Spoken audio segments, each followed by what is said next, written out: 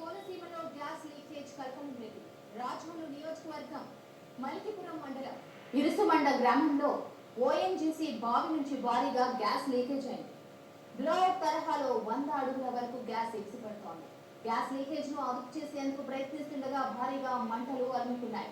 మంటలను అదుపు చేసేందుకు ప్రయత్నిస్తున్నారు ఓఎన్జీసీ సిబ్బంది.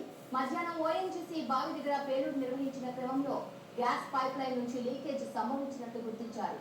భారీగా గ్యాస్ బయటకు రావడం గ్రామంలోకి వ్యాప్తి చెందడంతో ఆందోళన చెందుతున్నారు స్థానికులు.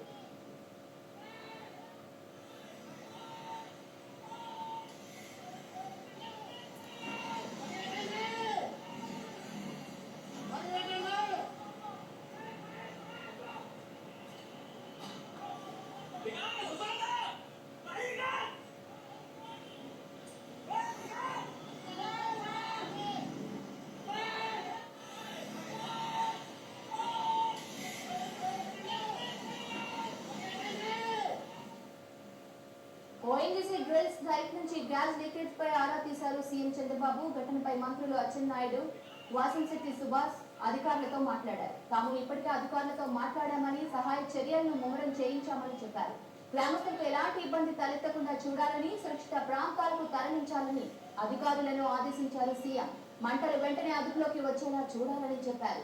పరిస్థితిపై తనకు ఎప్పటికప్పుడు సమాచారం అందించాలని సూచించారు సీఎం.